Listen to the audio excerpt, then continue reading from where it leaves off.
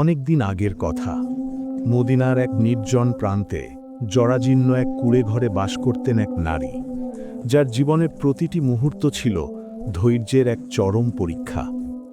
দুনিয়ার চাকচিক্য তাকে স্পর্শ করতে পারেনি, অভাব তাকে পরাস্ত করতে পারেনি। তার সম্বল ছিল কেবল দুটি জিনিস, তার গায়ের পুরনো বোরকাটি এবং মহান আল্লাহর ওপর এক অটুট বিশ্বাস। কিন্তু ভাগ্য যখন পরীক্ষা নেয়, তখন পাথরও বলে যায়। আজকের এই গল্পটি আপনার হৃদয়ে নাড়া দেবে, চোখের কোণে জল এনে দেবে। তাই অনুরোধ রইল, জীবনের বাস্তবতা বুঝতে এবং ঈমানের শক্তি অনুভব করতে ভিডিওটি শেষ পর্যন্ত দেখবেন। সেই নারীর নাম ছিল সুমাইয়া। গ্রামের এক প্রান্তে বাঁশ আর খড় দিয়ে তৈরি ছোট্ট একটি ঘরে তার সংসার। সুমাইয়া ছিলেন একজন অত্যন্ত পর্দাশীল রমণী। তার বোরকাটি ছিল অনেক পুরনো, জায়গায় জায়গায় সুই সুতো দিয়ে সেলাই করা, রংটাও রোদে জ্বলে তামাটে হয়ে গিয়েছিল। কিন্তু এই পুরনো বোরকার আড়ালে যে নুরানি চেহারা আর পবিত্র মন ছিল, তা দুনিয়ার কোনো হীরা জহরাত দিয়ে মাপা সম্ভব ছিল না। সুমাইয়ার স্বামী আহমেদ ছিলেন একজন দিন মজুর। দিন আনেন দিন খান। যেদিন কাজ জুটত সেদিন তাদের ঘরে চুলা জ্বলত, আর যেদিন কাজ জুটত না সেদিন স্বামী স্ত্রী দুজনে এক গ্লাস পানি আর কয়েকটা খেজুর খেয়ে রোজা রাখতেন। তবুও তাদের কোনো অভিযোগ ছিল না। সুমাইয়া সর্বদা বলতেন, হে আল্লাহ, তুমি যে হালতে রেখেছ তাতেই আলহামদুলিল্লাহ। তাদের সংসারে ছিল 5 বছরের একটি ফুটফুটে ছেলে, নাম বেলাল।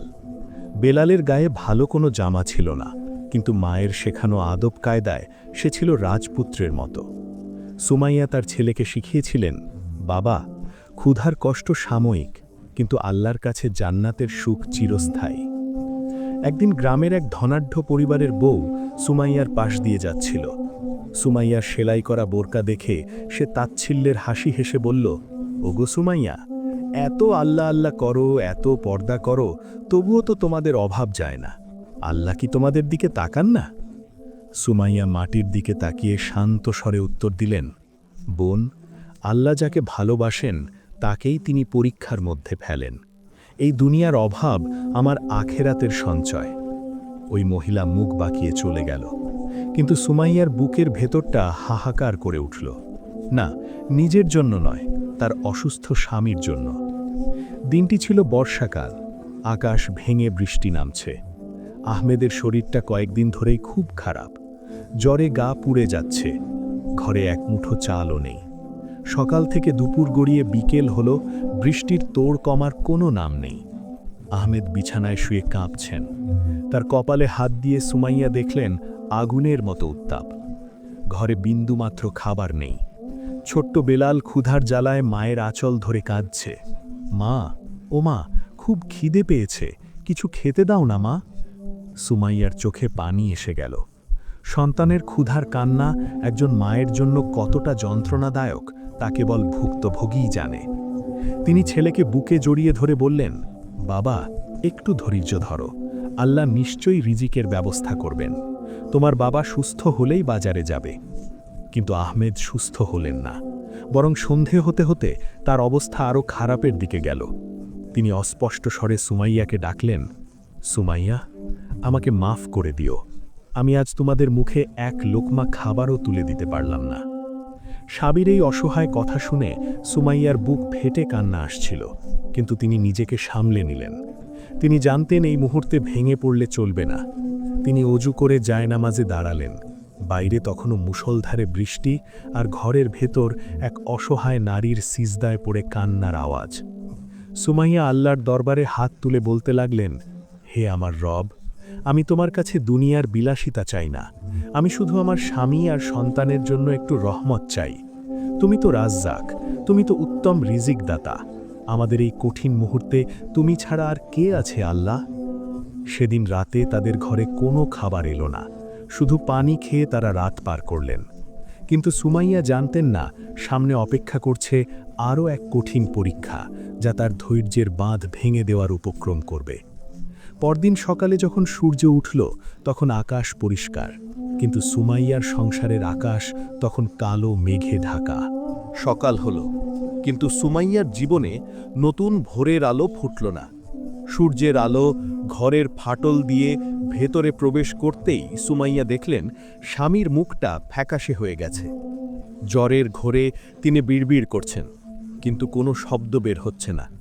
পাশে শুয়ে থাকা ছোট্ট বেলাল ক্ষুধার যন্ত্রণায় কাঁদতে কাঁদতে কখন যে ঘুমিয়ে পড়েছে তা সুমাইয়ার জানা নেই। শিশুটির শুকনো মুখ আর পেটের দিকে তাকিয়ে সুমাইয়ার কলিজাটা যেন মোচড় দিয়ে উঠল। ঘরে এক দানা চাল নেই, স্বামীর ওষুধের টাকা নেই, এমনকি ভিক্ষা করার মতো হাতও সুমাইয়ার নেই। কারণ তিনি যে সম্ভ্রান্ত ঘরের বউ, তিনি যে পর্দাশীল। কিন্তু আজ পরিস্থিতি তাকে দেয়ালে পিঠ ঠেকিয়ে দিয়েছে। সুমাইয়া সিদ্ধান্ত নিলেন তিনি গ্রামের ওই ধনী মহিলার কাছে যাবেন। হয়তো তার মনে দয়া হবে, হয়তো তিনি কিছু কর্জ দেবেন যা পরে আহমেদ সুস্থ হলে শোধ করে দেবেন। পুরনো বোরকাটা ভালো করে গায়ে জড়িয়ে নিকাবটা চোখের নিচ পর্যন্ত টেনে সুমাইয়া ঘর থেকে বের হলেন। বাইরে প্রখর রোদ, গতকালের বৃষ্টির কাদা আর আজকের রোদ মিলে রাস্তাঘাট একাকার। সুমাইয়া হাঁটছেন, কিন্তু তার পা চলছে না। পেটে ক্ষুধা আর মনে দুশ্চিন্তা নিয়ে তিনি যখন ওই ধনী মহিলার গেটে পৌঁছালেন, তখন দারোয়ান তাকে আটকে দিল। অনেক অনুনয় বিনয় করার পর অবশেষে তিনি ভেতরে ঢোকায় অনুমতি পেলেন। ধনী মহিলা তখন বারান্দায় বসে দামি ফল খাচ্ছিলেন। সুমাইয়াকে দেখে তিনি ভ্রু কুঁচকে বললেন, কি ব্যাপার, সকাল সকাল ভিক্ষা করতে এসেছ নাকি? সুমাইয়া কান্না ভেজা কণ্ঠে বললেন, বোন, আমি ভিক্ষা নিতে আসিনি। আমার স্বামী মৃত্যুর সাথে পাঞ্জা লড়ছে, ঘরে ছোট বাচ্চাটা না খেয়ে আছে। আমাকে কিছু টাকা কর্জ দিন, আমি কথা দিচ্ছি কাজ করে আপনার টাকা শোধ করে দেব। মহিলাটি কিছুক্ষণ সুমাইয়ার দিকে তাকিয়ে বিদ্রূপের হাসি হেসে বললেন, কাজ করবে তুমি? এই বোরকা আর কাপড়ের বস্তা গায়ে জড়িয়ে তুমি কি কাজ করবে? আমার বাড়িতে কাজের লোক দরকার, কিন্তু শর্ত আছে। কাজ করতে হলে এই বোরকা নিকাব খুলতে হবে। ওসব পরে আমার ঘর মোছামুছি করা যাবে না। সুমাইয়ার মাথায় যেন আকাশ ভেঙে পড়ল। একদিকে মুমূর্ষু স্বামী আর ক্ষুধার্ত সন্তান, অন্যদিকে আল্লাহর হুকুম আর নিজের সম্ভ্রম। এক মুহূর্তের জন্য শয়তান তার মনে কুমন্ত্রণা দিল, প্রাণ বাঁচানো তো ফরজ, খুলে ফেলো পর্দা। কিন্তু পরক্ষণেই সুমাইয়ার ঈমান জেগে উঠল। তিনি মনে মনে বললেন, যে আল্লাহ আমাকে সৃষ্টি করেছেন তিনি আমাকে রিজিকও দেবেন। আমি আমার রবের হুকুম অমান্য করে এক মুঠো খাবার চাই না। সুমাইয়া দৃঢ় কণ্ঠে বললেন, বোন, রিজিকের মালিক আল্লাহ। আমি পেটের ক্ষুধার জন্য আমার আখেরাত নষ্ট করতে পারবো না। আপনার শর্তে আমি রাজি নই। এই বলে তিনি চোখের পানি মুছতে মুছতে বেরিয়ে এলেন। খালি হাতে বাড়ি ফেরার পথে সুমাইয়ার মনে হচ্ছিল পৃথিবীটা কত নিষ্ঠুর। রাস্তার পাশের দোকানগুলোতে থরে থরে খাবার সাজানো, অথচ তার সন্তানের জন্য এক টুকরো রুটি কেনার সামর্থ্য তার নেই। হাঁটতে হাঁটতে তিনি ক্লান্ত হয়ে পড়লেন। মাথাটা ঘুরছে, চোখের সামনে সব কিছু ঝাপসা হয়ে আসছে। তবুও তিনি থামলেন না। বাড়ির কাছাকাছি আসতেই তিনি শুনলেন বেলালের কান্না। সেই কান্না আগের মতো ক্ষীণ নয়, বরং গগন বিদারী চিৎকার। সুমাইয়ার বুকটা ধক করে উঠল। তিনি দৌড়ে ঘরে ঢুকলেন। গিয়ে দেখলেন এক ভয়াবহ দৃশ্য। আহমেদ শ্বাস নিতে পারছেন না, তার বুকটা হাঁপড়ের মতো ওঠানামা করছে। তিনি হাত বাড়িয়ে কিছু একটা ইশারা করছেন, কিন্তু কথা বলতে পারছেন না। পানির মগটা উল্টে পড়ে আছে। সুমাইয়া স্বামীর মাথাটা কোলে তুলে নিলেন, চিৎকার করে বললেন, ওগো, তুমি এমন করো না, একটু ধৈর্য ধরো, আল্লাহ সব ঠিক করে দেবেন। কিন্তু আহমেদ তার ঘোলাটে চোখ দুটি দিয়ে সুমাইয়ার দিকে তাকিয়ে রইলেন। সেই দৃষ্টিতে ছিল এক অদ্ভুত আকুতি, হয়তো বিদায়ের, নয়তো একটু পানির। সুমাইয়া গ্লাসে একটু পানি ঢালতে যাবেন, ঠিক তখনই দেখলেন মাটির কলসটাও একদম খালি, এক ফোঁটা পানিও নেই। এই চরম মুহূর্তে যখন স্বামী মৃত্যুশয্যায়, তখন তাকে এক ঢোক পানি খাওয়ানোর সামর্থ্যও তার নেই। সুমাইয়া চিৎকার করে কেঁদে উঠলেন, হে আল্লাহ, এ তুমি কোন পরীক্ষায় আমাকে ফেললে? আমি তো তোমার দুর্বল বান্দা, আমি যে আর সইতে পারছি না মাবুদ। ঠিক সেই মুহূর্তে দরজায় কড়া নাড়ার শব্দ হলো। খুব জোরে জোরে কেউ দরজায় ধাক্কা দিচ্ছে। সুমাইয়া চমকে উঠলেন। এই অসময়ে কে এলো? পাওনাদার, নাকি সাহায্যকারী কেউ, নাকি আজরাইল? দরজার ওপাশে কে? সুমাইয়া বুক ধরফড়ানে নিয়ে কাঁপতে কাঁপতে দরজার কাছে গেলেন। তার মনে ভয়, হয়তো পাওনাদাররা এসেছে সেই পুরনো ঋণের টাকার জন্য, যা তার স্বামী অসুস্থ হওয়ার আগে নিয়েছিলেন। কিন্তু দরজা খুলতেই সুমাইয়া অবাক হয়ে গেলেন। সামনে দাঁড়িয়ে আছেন এক দীর্ঘদেহী বৃদ্ধ, মাথায় সাদা পাগড়ি আর নুরানি চেহারা, হাতে একটি বড় থলে এবং পানির কলস। বৃদ্ধ লোকটির দিকে তাকিয়ে সুমাইয়া বিস্ময়ে বাকরুদ্ধ হয়ে গেলেন। বৃদ্ধ মৃদু হেসে বললেন, মা, তোমার ঘরে কি মুসাফিরের জন্য একটু জায়গা হবে? আমি বহুদূর থেকে আসছি, বড় তৃষ্ণা পেয়েছে। সুমাইয়া লজ্জিত হয়ে মাথা নিচু করলেন। তিনি বললেন, বাবা, আমার ঘরে তো এক ফোঁটা পানিও নেই। আমার স্বামী মৃত্যুশয্যায়, আমার সন্তান ক্ষুধার্ত। আমি আপনাকে কিভাবে আপ্যায়ন করব? বৃদ্ধ মুচকি হাসলেন। তিনি নিজের হাতের পলসটি এগিয়ে দিয়ে বললেন, মা, এই নাও পানি, তোমার স্বামীকে পান করাও, আর এই থলেতে কিছু খাবার আর ওষুধ আছে। আল্লাহ তাআলা কখনোই তার ধৈর্যশীল বান্দাদের একা ছাড়েন না। সুমাইয়া যেন হাতে আকাশ পেলেন। তিনি দ্রুত কলস থেকে পানি নিয়ে স্বামীর মুখে দিলেন। কয়েক ঢোক পানি গলায় যেতেই আহমেদের শ্বাস প্রশ্বাস স্বাভাবিক হতে শুরু করল। এরপর সুমাইয়া থলেটি খুলে দেখলেন সেখানে টাটকা রুটি, মধু, খেজুর এবং কিছু দামি ভেষজ ওষুধ। তিনি দ্রুত বেলালকে খাইয়ে দিলেন এবং স্বামীর মুখেও অল্প করে তুলে দিলেন। আশ্চর্যের বিষয় হল, সেই খাবার খাওয়ার কয়েক মিনিটের মধ্যেই আহমেদের শরীরের তাপমাত্রা কমতে শুরু করল। তিনি চোখ মেলে তাকালেন এবং সুমাইয়ার হাত ধরে বললেন, সুমাইয়া, আমি এক অদ্ভুত স্বপ্ন দেখছিলাম। মনে হচ্ছিল আমি এক জান্নাতি বাগানে আছি, আর সেখানে এক বৃদ্ধ আমাকে শরবত পান করাচ্ছেন। সুমাইয়া অবাক হয়ে বাইরে তাকিয়ে দেখলেন সেই বৃদ্ধ লোকটি আর নেই। তিনি কোথায় গেলেন? চারদিকে ধু ধু মরুভূমি আর কাদামাখা রাস্তা, কিন্তু কোথাও কোনো মানুষের চিহ্ন নেই। সুমাইয়ার দু চোখ বেয়ে অশ্রু ঝরতে লাগল। তিনি বুঝতে পারলেন এটি কোনো সাধারণ মানুষ ছিল না, বরং তার ধৈর্যের পরীক্ষায় আল্লাহ তাআলা ফেরেশতা পাঠিয়ে তাকে সাহায্য করেছেন। কিন্তু পরীক্ষার শেষ এখানেই ছিল না। পরদিন সকালে এক ঘোড়াসওয়ার তাদের কুঁড়েঘরের সামনে এসে থামল। সে ছিল শহরের এক বড় জমিদারের বার্তাবাহক। সে চিৎকার করে ডাকল, আহমেদ মিয়া কি এখানে থাকেন? আহমেদ দুর্বল শরীর নিয়ে বেরিয়ে আসলেন। বার্তাবাহকটি একটি মোহরের থলি তার হাতে দিয়ে বলল, গত রাতে আমাদের মালিক স্বপ্নে দেখেছেন যেন তাকে বলা হয়েছে এই মদিনার প্রান্তে থাকা এক পর্দাশীল ও ধৈর্যশীল পরিবারের কাছে এই 500 স্বর্ণমুদ্রা পৌঁছে দেওয়া হয়। এটি আপনার আমানত। সুমাইয়া পর্দার আড়াল থেকে সব শুনছিলেন। তার মনে পড়ে গেল সেই ধনী মহিলার বিদ্রূপের কথা। তিনি ভেবেছিলেন পর্দা করলে অভাব যাবে না, কিন্তু আজ সেই পর্দাই তাকে আল্লাহর বিশেষ রহমতের যোগ্য করে তুলেছে। আহমেদ সুস্থ হয়ে উঠলেন। তারা সেই স্বর্ণমুদ্রা দিয়ে ছোট একটি ব্যবসা শুরু করলেন। কিন্তু সুমাইয়ার স্বভাব বদলাল না। তিনি আগের মতোই সাদাসিধে জীবনযাপন করতেন এবং অভাবী মানুষদের সাহায্য করতেন। তিনি বুঝতে পেরেছিলেন আল্লাহর ওপর ভরসা করলে আল্লাহ এমন জায়গা থেকে রিজিক দেন যা মানুষ কল্পনাও করতে পারে না। গ্রামের মানুষরা অবাক হয়ে দেখছিল কিভাবে এক হতদরিদ্র পরিবার রাতারাতি সচ্ছল হয়ে উঠল। কিন্তু তারা জানত না এই প্রাচুর্যের পেছনে ছিল এক নারীর চোখের পানি আর গভীর রাতের সিজদা। সুমাইয়া এখন শুধু তার নিজের জন্য নয়, বরং গ্রামের অসহায় মেয়েদের পর্দার গুরুত্ব শেখাতে শুরু করলেন। তবে শয়তান তো সবসময় পিছু লেগে থাকে। সুমাইয়ার এই সুখ সই ছিল না সেই ধনী মহিলার। সে হিংসায় জ্বলে পুড়ে মরছিল।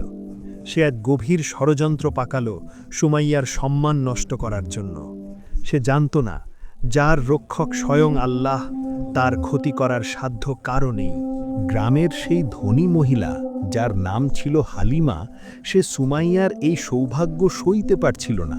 সে ভাবল, যে সুমাইয়া আমার কাছে এক মুঠো অন্নের জন্য এসেছিল, সে আজ আমার চেয়েও বেশি সুখী। না, এটা হতে দেওয়া যায় না। হালিমা গ্রামের কিছু দুষ্টু লোককে টাকা দিয়ে হাত করল। তাদের কাজ ছিল সুমাইয়ার চরিত্রের ওপর কলঙ্ক লেপন করা এবং তার পর্দা নিয়ে কটূক্তি করে তাকে সমাজচ্যুত করা। একদিন গ্রামের পঞ্চায়েত বসল।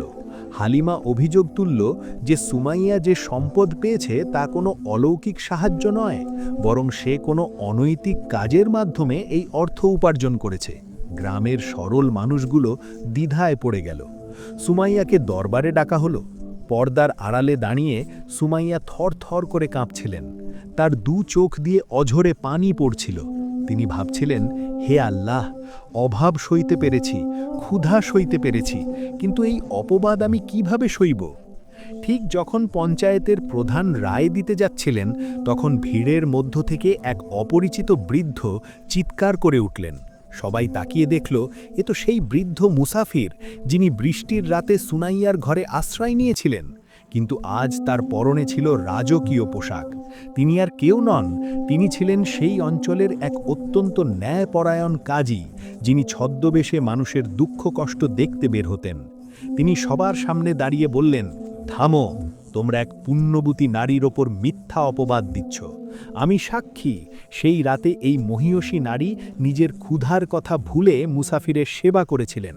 তিনি তার পর্দার মর্যাদা রক্ষার জন্য নিজের জীবন বাজি রেখেছেন। আমি সেই মোহরের থলি পাঠিয়েছিলাম, কারণ আল্লাহ আমাকে স্বপ্নে জানিয়েছিলেন এই গ্রামে এক ধৈর্যশীল নারী বাস করেন, যার দোয়ায় আজ এই অঞ্চলে বৃষ্টি নেমেছে। পুরো দরবার নিস্তব্ধ হয়ে গেল। হালিমার মুখ কালো হয়ে গেল অপমান আর লজ্জায়। গ্রামের মানুষ সুমাইয়ার কাছে ক্ষমা চাইল। সুমাইয়া কিন্তু কাউকেও অভিশাপ দিলেন না। তিনি শান্ত স্বরে বললেন, আমি আপনাদের সবাইকে মাফ করে দিলাম। আমি শুধু চাই আপনারা জানুন, আল্লাহর ওপর ভরসা করলে এবং নিজের পবিত্রতা বজায় রাখলে আল্লাহ কখনোই তার বান্দাকে অপদস্থ হতে দেন না। এরপর থেকে সুমাইয়ার জীবন আরও বরকতময় হয়ে উঠল। তার ছেলে বেলাল বড় হয়ে একজন মস্ত বড় আলেম হল। সুমাইয়া তার শেষ জীবন পর্যন্ত পর্দার আড়ালে থেকে হাজারো নারীর অনুপ্রেরণা হয়ে রইলেন। তিনি প্রমাণ করে দিলেন যে বোরকা বা পর্দা কোনো বন্দিত্ব নয়, বরং এটি আল্লাহর দেওয়া এক সুরক্ষা কবচ এবং সম্মানের মুকুট। প্রিয় দর্শক, সুমাইয়ার এই জীবন কাহিনী আমাদের শেখায় যে বিপদে পড়লে অধৈর্য হতে নেই। অভাব আসুক, রোগ আসুক কিংবা মানুষের কটূক্তি, সব কিছুতে যদি আমরা আল্লাহর উপর ভরসা করি, তবে তিনি এমন এক দরজা খুলে দেবেন যা আমরা কল্পনাও করতে পারিনি। পর্দার বিধান কেবল একটি কাপড় নয়, এটি ঈমানের অংশ। আপনি যদি আল্লাহর হুকুম মেনে চলেন, তবে আল্লাহ দুনিয়া এবং আখেরাত উভয় জাহানেই আপনাকে সম্মানিত করবেন। আজকের এই হৃদয়স্পর্শী কাহিনীটি যদি আপনার মনে বিন্দুমাত্র দাগ কেটে থাকে, তবে ভিডিওটিতে একটি লাইক দিন। আপনি যদি এমনই শিক্ষণীয় এবং জীবনমুখী ইসলামিক গল্প আরও শুনতে চান, তবে আমাদের চ্যানেলটি সাবস্ক্রাইব করে পাশে থাকা বেল আইকনটি চেপে রাখুন। এই গল্পটি আপনার প্রিয়জনদের সাথে শেয়ার করুন, যাতে তারাও ধৈর্যের শিক্ষা নিতে পারে। কমেন্ট বক্সে লিখে জানান আজকের এই কাহিনী থেকে আপনি কি শিখলেন। আল্লাহ আমাদের সবাইকে ধৈর্যশীল এবং পর্দাশীল হওয়ার তৌফিক দান করুন। আমিন। পরবর্তী ভিডিও দেখার আমন্ত্রণ জানিয়ে আজ এখানেই বিদায় নিচ্ছি। আসসালামু আলাইকুম ওয়া রাহমাতুল্লাহ।